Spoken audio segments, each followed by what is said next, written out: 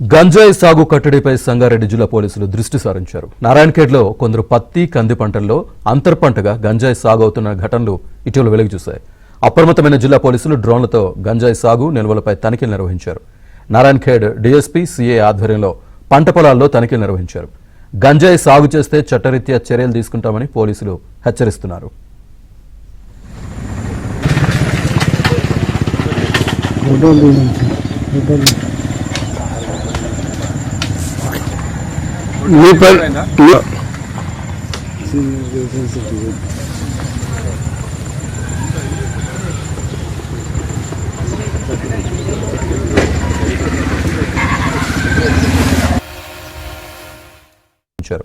Narayankhed DSP, CA ఆధ్వర్యంలో పంట పొలాల్లో తనిఖీలు నిర్వహించారు. గంజాయి సాగు చేస్తే చట్టరీత్యా చర్యలు తీసుకుంటామని పోలీసులు హెచ్చరిస్తున్నారు.